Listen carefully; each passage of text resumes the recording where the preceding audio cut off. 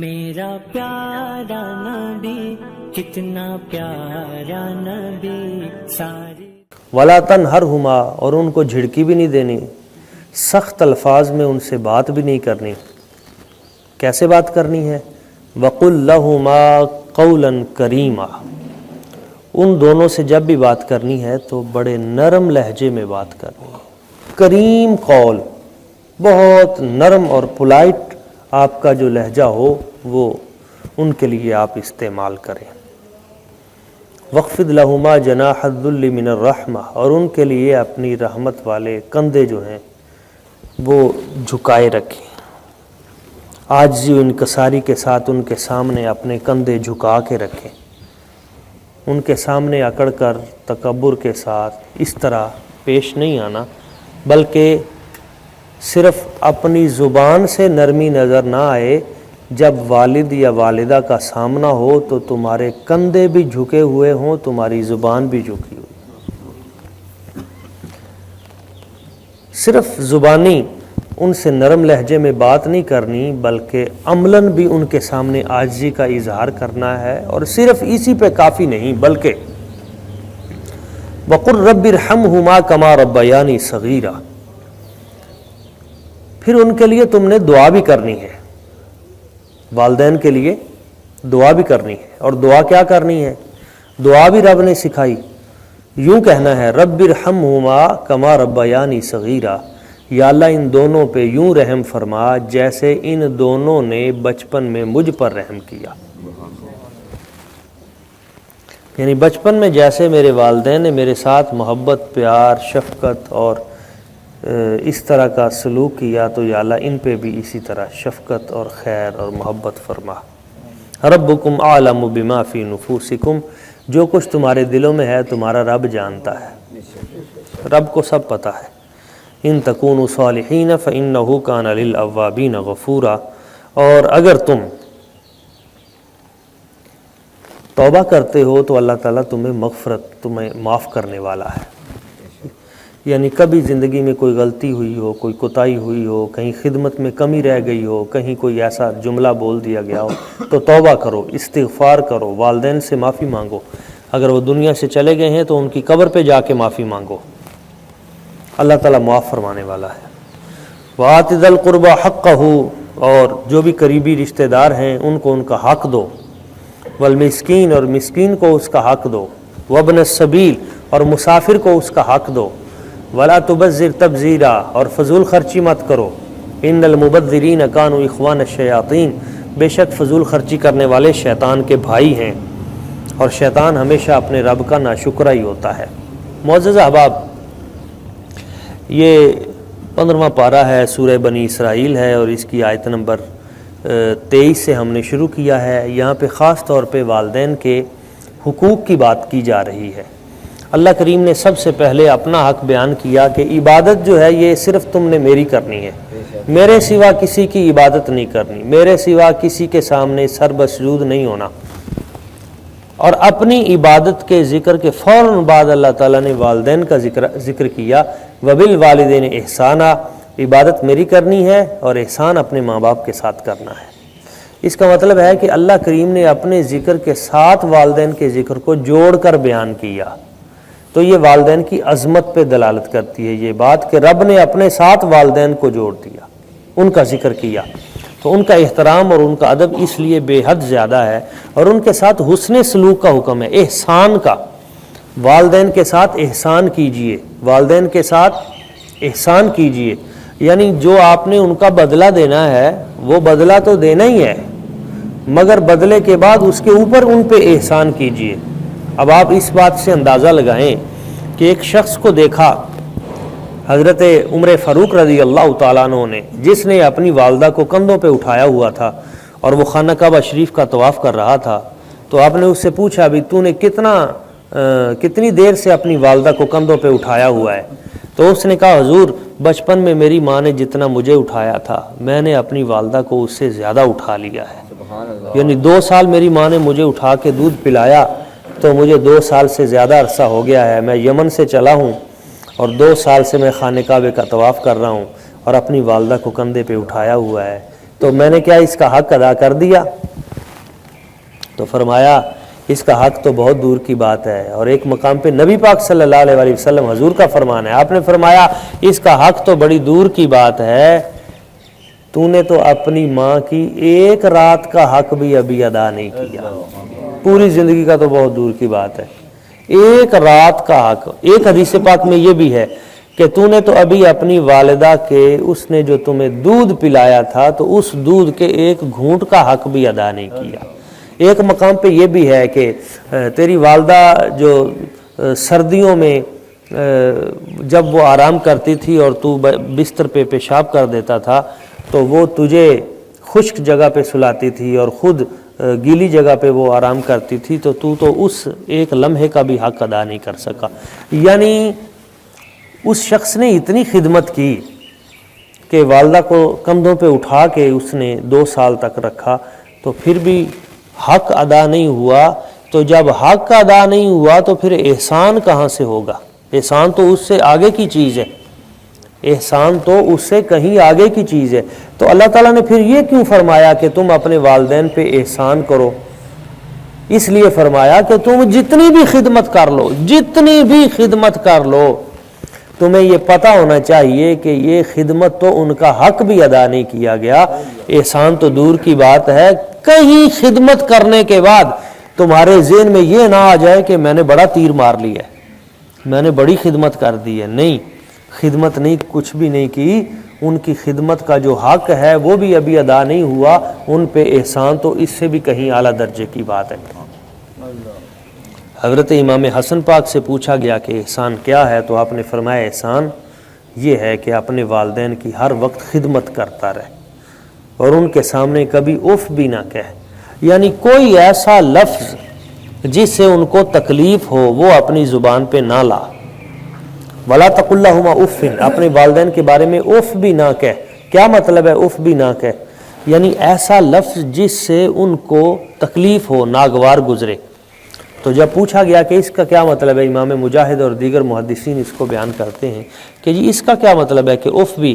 تو امام مجاہد کہتے ہیں اگر والدین بوڑھے ہو جائیں اور بڑھاپے میں اگر کبھی ان کو دھونا پڑ جائے، آپ کو ان کی نجاست دھونی پڑ جائے، تو اس وقت اگر آپ ان کی نجاست کی بو کی وجہ سے ناک پہ کپڑا رکھیں تو یہ اف کہنا ہے. کیوں کہ جب آپ ناک پہ کپڑا رکھیں گے تو ان کو محسوس ہوگا کہ اسے تکلیف ہو رہی ہے. تو جب ان کو محسوس ہوگا کہ یہ تکلیف محسوس کر کے بامر مجبوری یہ کام کر رہا ہے تکلیف کی وجہ سے، تو اس وقت ان کا دل رنجیدہ ہوگا. تو امام مجاہد فرماتے ہیں یہ رنجیدہ کرنا ان کو یہ بھی اسلام میں جائز نہیں ہے. اب اس سے آپ اندازہ لگا لیں کہ اف کا مطلب کیا ہے. حضرت عبداللہ ابن عباس رضی اللہ تعالیٰ عنہما حضور کے چچا کے بیٹے ہیں، فرسٹ کزن ہیں حضور کے. ان سے پوچھا گیا کہ حضور اف کا کیا مطلب ہے؟ تو آپ نے فرمایا اگر اف کا مطلب تمہیں بتا دوں تو تم حیران ہو جاؤ. کیسے؟ تو ایک بزرگ بیٹھے تھے، ان کا نوجوان بیٹا قریب آ کے کھڑا ہوا اور اس نے اپنی قمیض جھاڑی، اپنے باپ کے قریب قمیض جھاڑی. ایسے جب قمیض جھاڑی تو آپ نے اس بیٹے سے فرمایا، بچے سے، کہ بیٹا یہ تم نے کیا کیا ہے؟ اس نے کہا جی میں نے قمیض جھاڑی ہے. تو آپ نے فرمایا یہ تو نے اچھا نہیں کیا. اس نے کہا حضور اس سے ہوا کیا ہے، آپ کیوں پریشان ہیں؟ فرمایا یہ تیری قمیض سے جو تھوڑی سی خاک اور غبار اڑا ہے یہ تیرے باپ کے چہرے پہ پڑا ہے، اور مجھے ڈر ہے کہ کہیں یہ غبار قیامت والے دن تیری اور تیری جنت کے راستے میں رکاوٹ نہ بن جائے. یعنی تیری قمیض کے اس طرح چٹکنے سے جو ہلکا سا غبار ہے وہ تیرے باپ نے اس طرح ایک بار چہرہ کیا ہوگا کہ یہ کہاں سے مٹی آئی ہے، یہ خاک، تو وہ ایک لمحہ جو ہے وہ قیامت بن جائے گا تیرے لیے. اب آپ اس سے اندازہ لگائیں کہ والدین کی موجودگی میں قمیض کو اس طرح جھاڑنا، اس سے یہ بندے کے جنت میں رکاوٹ بن سکتی ہے. تو پھر جو صریحاً والدین کی توہین کرتے ہیں، بے ادبی کرتے ہیں، گستاخی کرتے ہیں، ان کا کہنا نہیں مانتے یا بات بات پہ طنز کرتے ہیں، یا بات بات پہ تانے دیتے ہیں یا آپس میں لڑ کر بھائی بھائی کے ساتھ لڑ کر گالیاں دے کر والدین کو تکلیف دیتے ہیں تو وہ کتنے بڑے جرم کا ارتکاب کرتے ہوں گے۔ یاد رکھیے جو شخص اپنی ان جنتوں کو راضی نہ کر سکا وہ قیامت والی جنت بھول جائے۔ رب نے باپ کو جنت کا مرکزی گیٹ قرار دیا ہے نبی پاک صلی اللہ علیہ وآلہ وسلم نے، اور ماں کے قدموں تلے جنت ہے۔ تو جو ان دو جنتوں کو راضی نہ کر سکا وہ قیامت والی جنت سے محروم ہے۔ اور میں تو کہا کرتا ہوں کہ فیصلے اس دنیا میں ہی ہو جاتے ہیں۔ جو لوگ کہتے ہیں نا قیامت والے دن ترازو میں تولے جائیں گے، پتہ چلے گا کون جنتی ہے کون دوزخی ہے، میں کہتا ہوں نہیں، ادھر ہی پتہ چل جاتا ہے۔ ہر بندے کا جنتی ہونا دوزخی ہونا ادھر ہی پتہ ہے، اس بندے کو بھی پتہ ہوتا ہے، آپ کو بھی پتہ ہے، اہل محلہ کو بھی پتہ ہے، بھائی بھائی کو بھی پتہ ہے، رشتہ داروں کو پتہ ہے۔ کیوں؟ حضور نے فرمایا جس بندے پہ اس کا باپ راضی ہے اس بندے پہ اس کا رب راضی ہے۔ سیدھی سیدھی بات ہے، جس بندے پہ اس کا باپ ناراض ہے اس پہ اس کا رب ناراض ہے۔ ماں ناراض ہے تو رب ناراض ہے، ماں راضی ہے تو رب راضی ہے۔ تو بڑی بنیادی چیزیں ہیں یہ، ان بنیادی چیزوں کو سیکھنا چاہیے، ان کو دیکھنا چاہیے۔ والدین ان کے ساتھ حسن سلوک، ان کا ادب، ان کا احترام۔ دیکھیں نا امام حسن پاک نبی پاک صلی اللہ علیہ وسلم کے نواسے ہیں، وہ اپنی والدہ محترمہ حضرت فاطمہ الزہرا سلام اللہ علیہا کے ساتھ کھانا نہیں کھاتے، تو پوچھا بیٹا بچے تو ماں کے ساتھ کھانا کھاتے ہوئے خوشی محسوس کرتے ہیں تو تم کیوں نہیں میرے ساتھ کھاتے؟ تو آپ کہتے ہیں اماں جی مجھے ڈر لگتا ہے کہ کہیں کوئی کھانے کا لقمہ ایسا ہو جو آپ کو اچھا لگتا ہو اور وہ میں ہاتھ بڑھا کے اٹھا لوں، میں نہیں چاہتا کہ میرے بارے میں آپ کے دل میں اتنی سی بات بھی آئے۔ ہستیاں تھیں، انہوں نے ادب کے جو تقاضے تھے وہ بھی کیسے پورے کیے۔ تو اس چیز کا خیال رکھنا بہت ضروری ہے۔ آج کے دور میں یہ پرفتن دور ہے، اس میں جو حقوق کی پامالی ہے یہ بہت سختی کے ساتھ بہت زیادہ لوگ کرتے ہیں حقوق العباد کے حوالے سے، اور حق الاب جو ہے یہ قطعاً معاف نہیں ہوتا، حق اللہ بھی معاف نہیں ہے، اس کا بھی احتیاط رکھیں، مگر حق الاب جو ہے اس پہ جو جتنے بھی حقوق ہیں، خواہ وہ ملازمین کے حقوق ہیں، ہمسایوں کے حقوق ہیں، یتیموں کے حقوق ہیں، بیواؤں کے حقوق ہیں، اساتذہ کے حقوق ہیں، بہن بھائیوں کے حقوق ہیں، رشتہ داروں کے حقوق ہیں، جتنے بھی معاشرے کے افراد ہیں، ہر ایک کا حق ہے، ہر ایک کا فرض ہے۔ ان حقوق و فرائض کو جاننا بہت ضروری ہے۔ یاد رکھیں ان تمام حقوق میں سے جو آج ہمارے سامنے موجود ہیں، ان تمام حقوق میں سے اللہ اور اس کے رسول کے بعد ان تمام حقوق میں سے سب سے زیادہ جن کا حق ہے وہ والدین ہیں۔ تو جس نے وہ سب سے زیادہ جن کا حق ہے ان کا حق ادا نہیں کیا تو اس نے باہر کیا حق ادا کرنا ہے؟ کچھ لوگ ہیں کہ وہ باہر تو سراپا اخلاق نظر آتے ہیں، آپ کو جھکے نظر آتے ہیں، اور جہاں بھی ان کو پتہ چل جائے تو، مگر جب اپنے والدین کا سامنا وہاں ساری اخلاقیات بھول جاتے ہیں۔ نہیں، اصل تو اخلاقیات کی جگہ یہ ہے اپنے والدین، ان کے ساتھ حسن سلوک، ان کے ساتھ محبت اور ان کی خدمت۔ آپ دیکھیں قرآن مجید میں ہے یسألونک ماذا ينفقون قل ما انفقتم من خیر فللوالدین۔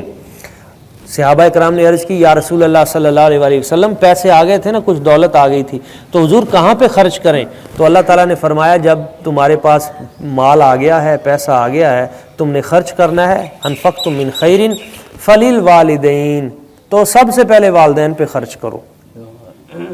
پیسہ جیب میں آیا ہے، تنخواہ آئی ہے، سب سے پہلے کہاں خرچ کریں؟ والدین پہ۔ اب یہ بھی ہمارے معاشرے میں ایک عجیب پریشانی بن گئی ہے۔ مجھے کئی لوگ آ کے پوچھتے ہیں، کہتے ہیں کہ جی وہ بچہ کماتا تو ہے مگر وہ اپنے والدین کو بھی دیتا ہے، ہماری جو بیٹی ہے اس کو کم دیتا ہے، والدین کو دیتا ہے۔ تو یہ بھی ایک عجیب و غریب قسم کی کہ لوگوں کے عجیب سی ذہن سازی کی جا رہی ہے کہ مرد جو ہے وہ صرف اپنی بیوی کو دے، والدین کو نہ دے۔ نہیں، یہ بات غلط ہے۔ بیوی کے حقوق ہیں، اس پہ بھی ہم انشاءاللہ آگے چل کے بات کریں گے، اس کے ساتھ حسن سلوک اور ان تمام چیزوں کا بھی حکم ہے، مگر آپ دیکھتے نہیں ہیں کہ زکوٰۃ جو ہے یہ والدین کو نہیں آپ دے سکتے، زکوٰۃ آپ بہن بھائیوں کو دے سکتے ہیں، آپ اپنی مامی چاچے ارد گرد جتنے خالو ان سب کو آپ زکوٰۃ دے سکتے ہیں اگر وہ مستحق ہیں، مگر آپ اپنے باپ کو اور اپنی ماں کو زکوٰۃ نہیں دے سکتے، اپنے دادا دادی نانا نانی کو زکوٰۃ نہیں دے سکتے۔ کیوں؟ بھائی اللہ تعالیٰ فرماتا ہے بھائی تم نے ان کو زکوٰۃ دینی ہے، اور ان کی خدمت تو ویسے ہی تم پہ فرض ہے، یہ تو تم پہ ویسے ہی لازمی ہے کہ تم نے اپنے والدین کے ساتھ اس نے سلوک کرنا ہے۔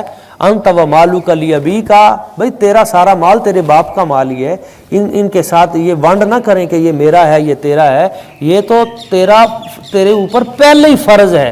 تو یہ نہیں ہے کہ تو ان کو زکوٰۃ کا مال دے یا اس طرح، یا نہیں، اگر تو اپنا رزق بڑھانا چاہتا ہے تو ان کی خدمت شروع کر دے، ان کے ساتھ حسن سلوک شروع کر دے۔ تو والد کا جو درجہ ہے جسے جنت کا گیٹ کہا گیا، اور والدہ جس کے قدموں تلے جنت ہے، ان کے لیے جس وقت کوئی آدمی خرچ کرتا ہے تو نبی پاک صلی اللہ علیہ وسلم فرماتے ہیں اسے 2 برکتیں فوری حاصل ہو جاتی ہیں، آخرت کی برکت، جنت کی برکت، قیامت کی برکت۔ یہ تو ساری بعد میں ہے نا۔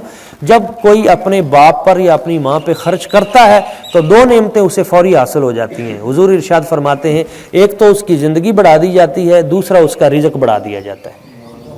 2 چیزیں اس کی فوری بڑھ جاتی ہیں، زندگی بھی بڑھ جاتی ہے اور اس کا رزق بھی بڑھ جاتا ہے۔ کب؟ جب کوئی شخص اپنے والدین پہ خرچ کرتا ہے، ان کے ساتھ حسن سلوک کرتا ہے۔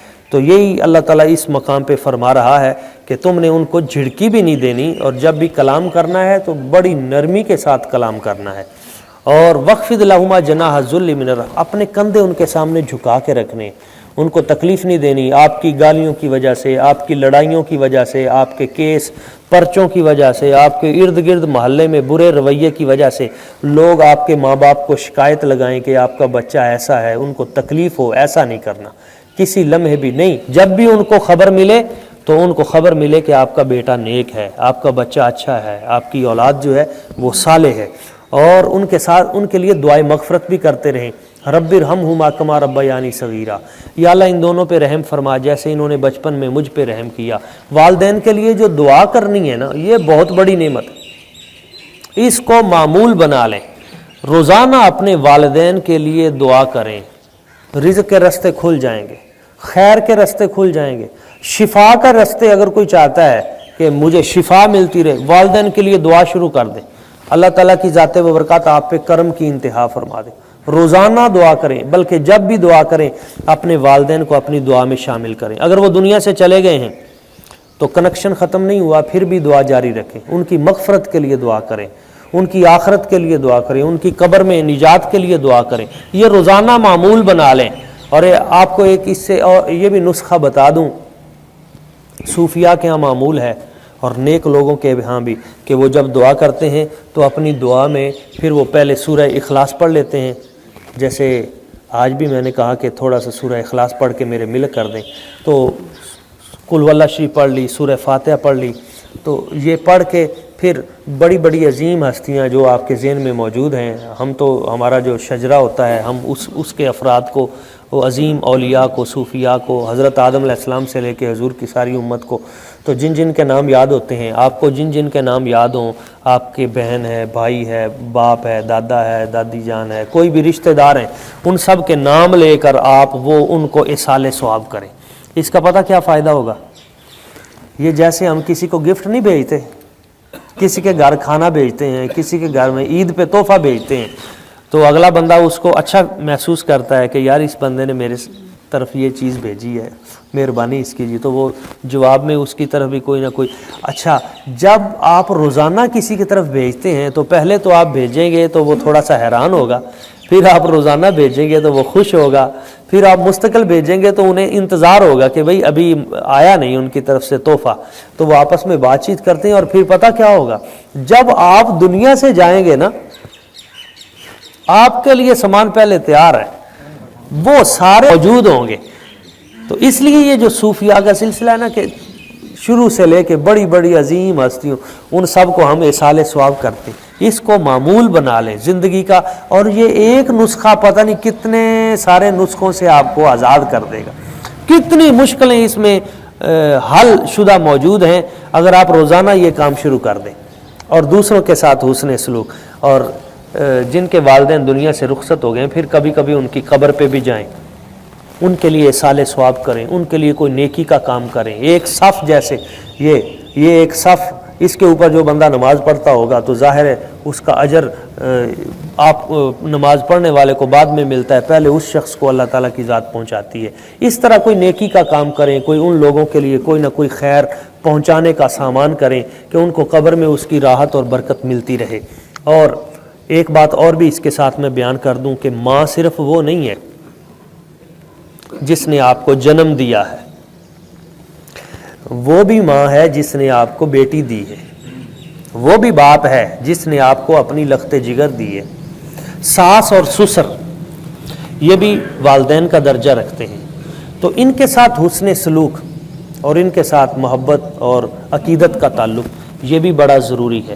عمومی طور پہ ہمارے جو دینی طبقے کے لوگ ہیں، دینی طبقے کے لوگ، مذہبی طبقے کے لوگ، وہ اپنی والدہ اور اپنے والد ان کے ساتھ تو حسن سلوک کرتے ہیں، مگر جیسے ہی ان کو پتہ چلتا ہے کہ یہ ساس محترمہ اور یہ میرے سسر صاحب، تو اسی وقت وہ اپنے شاید کسی دینی جذبے کے تحت وہ کہتے ہیں نہیں اس طرف بالکل نہیں سوچنا، تو نہیں، یہ بھی بڑے ہیں، والدین کے مقام رکھتے ہیں، ان کے ساتھ بھی حسن سلوک ہے۔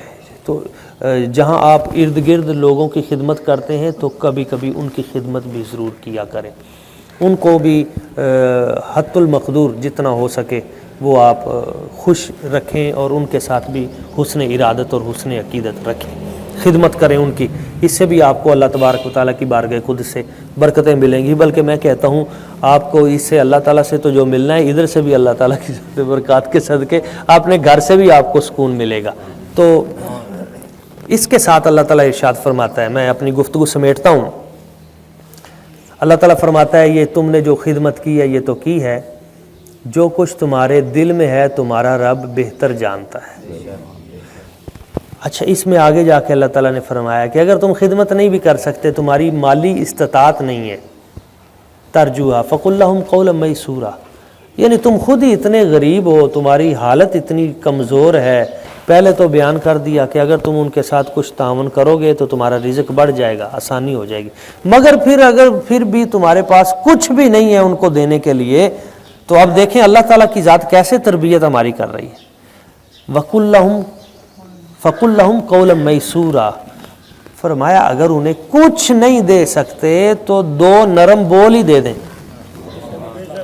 والدین کو کچھ نہیں دے سکتے تو ان کو کوئی ایک آدھا جملہ ہی دے دیں، آپ امی جان آپ بہت اچھی ہیں، ابا جی آپ بہت اچھے ہیں، آپ کے مجھ پہ بڑے احسانات ہیں، آپ نے بڑا کرم کیا ہے، کوئی ایسے جملے جن سے ان کا دل خوش ہو جائے۔ آپ ان کو دے نہیں سکتے مالی طور پر، آپ ان کو تو اخلاقی طور پر ہی آپ ان کا احسان مان لیں، ان کی خدمت کریں، ان کے پاؤں دبائیں، ان کے ہاتھ چومیں، ان کے پاؤں چومیں، کوئی ایسا کام کریں جس سے ان کا دل خوش ہو جائے۔ تو اگر آپ یہ کام کر لیتے ہیں تو اس سے بھی ان کی دعاؤں کا سلسلہ آپ کے لیے جاری ہو جائے گا، وہ راضی ہو گئے تو اللہ کریم کی ذات برکات آپ پہ راضی ہو جائے۔ کچھ لوگ اس طرح کی بات کرتے ہیں، نہیں جی نہیں، والدین تو زیادتی کرتے ہیں، وہ اس نے میری بھائی کو دیا ہے، میری بہن کو اس نے دیا ہے میرے باپ نے، مگر میرے ساتھ بڑا ظلم کیا ہے، میرے ساتھ بڑی زیادتی ہوئی ہے، تو میں کیا کروں؟ بھئی آپ کے لیے اللہ کریم کا حکم یہ ہے کہ وبالوالدین احسانا، آپ کی ڈیوٹی ان کے ساتھ اس نے سلوک کی ہے، انہوں نے اگر زیادتی کی ہے تو قیامت والے دن وہ خود بھگتیں گے۔ والدین نے اگر کسی اپنے بچوں کے ساتھ فرق کیا ہے تو وہ قیامت والے دن خود جانے، ان کا کام جانے۔ آپ نے یہ بات نہیں کرنی کہ میرے والد نے اس کے ساتھ اچھا کیا، میرے ساتھ برا کیا، آپ نے یہ بات کرنی بھی نہیں ہے، نہ کسی کو سنانی ہے، نہ کسی سے شیئر کرنی ہے۔ آپ نے کیا کرنا ہے؟ آپ نے اپنے والدین کی خدمت معمول کے مطابق جاری رکھنی ہے اور معمول کے مطابق ان کے لیے دعا بھی کرتے رہنا ہے۔ یہ اللہ کریم کی طرف سے آپ کا وظیفہ ہے، یہ آپ کی ڈیوٹی ہے۔ آپ یہ کام کرتے رہیں گے، آپ کو گناہ نہیں ہوگا، آپ کو اللہ تعالیٰ برکت اس کی عطا فرما دے گا۔ ہاں، ان کی کیا ذمہ داریاں ہیں اس پہ ہم کل بات کریں گے۔ آج ہم نے بات کی ہے کہ والدین کے حقوق کیا ہیں، کل کا جو موضوع ہے وہ اسی آگے رکوع میں آ رہا ہے کہ والدین کی ذمہ داریاں کیا ہیں، والدین کے فرائض کیا ہیں، یعنی اولاد کے حقوق کیا ہیں۔ تو وہ بھی بڑا اہم ٹاپک ہے کہ صرف والدین جو ہیں وہ ان محبتوں کو ہی نہ دیکھیں، بلکہ جو ان کی ذمہ داریاں ہیں وہ ان ذمہ داریوں کو بھی ادا کریں، ان پہ بھی کچھ نہ کچھ۔ تو آپ تمام احباب کل بھی محبتوں کے ساتھ ضرور بیٹھیے گا۔ آخر میں اللہ تعالیٰ فرماتا ہے کہ تم اپنے قریبی رشتہ داروں کو حق دو، مسکینوں کو حق دو، اور جو راہ گیر ہیں مسافر ان کو بھی حق دو، اور فضول خرچی نہ کرو، بے شک فضول خرچی کرنے والے شیطان کے بھائی ہیں۔ فضول خرچی کیا ہے؟ حق کے سوا جب بھی کسی جگہ پہ آپ خرچ کریں گے تو وہ فضول خرچی ہے۔ نیکی کے رستے پہ جتنا بھی خرچ کیا جائے وہ فضول خرچی نہیں ہے، نیک رستے پر جتنا بھی خرچ کیا جائے وہ فضول خرچی نہیں ہے۔ ہاں، حق کے سوا جہاں بھی خرچ کریں گے وہ فضول خرچی ہے، اس سے بچیں، وہ شیطان کا رستہ ہے۔ اور وَلَا تَجْعَلْ يَدَكَ مَغْلُولَةً، اپنے ہاتھ کو اپنی گردن کے ساتھ باندھ کر نہ رکھو، یعنی کنجوسی نہ کرو، اور نہ ہی اپنے ہاتھ کو اتنا کھولو کہ پھر سب کچھ تباہ و برباد ہو جائے اور غیر حق پہ آپ لگانا شروع کر دیں۔ بے شک اِنَّ رَبَّكَ يَبْسُطُ الرِّزْقَ لِمَن يَشَاءُ وَيَقْدِرُ، اللہ تعالیٰ فرماتا ہے بے شک تمہارا رب جس کا رزق چاہتا ہے بڑھا دیتا ہے، وَيَقْدِرُ، اور جس کا رزق چاہتا ہے وہ تنگ کر دیتا ہے۔ اِنَّهُ كَانَ بِعِبَادِهِ خَبِيرًا بَصِيرًا، بے شک تمہارا رب اپنے بندوں کو جانتا بھی ہے اور انہیں دیکھتا بھی ہے۔ اللہ کریم جانتا ہے، اور وہ جس کا رزق چاہتا ہے بڑھاتا ہے۔ کس کا رزق بڑھاتا ہے یہ میں نے پہلے بیان کر دیا، کس کا رزق گھٹاتا ہے یہ بھی میں نے پہلے بیان کر دیا۔ جو والدین سے حسن سلوک اور حسن عقیدت کرتا ہے، خدمت کرتا ہے، ان کا رزق اللہ بڑھا دیتا ہے، اور جو مسافر، نیک اور نیکی کے راستے پہ چلنے والے ان کے ساتھ ظلم اور زیادتی کرتا ہے تو ان کا رزق گھٹا دیا جاتا ہے۔ اللہ کریم کی بارگاہ قدس میں دعا ہے کہ اللہ تعالیٰ ہمیں ان لوگوں میں شامل کر دے جن کا وہ رزق اپنی بارگاہ سے بڑھا دیتا ہے، نیکی کرنے کی ہمیں توفیق عطا فرمائے، آمین۔ وما علینا الا البلاغ المبین۔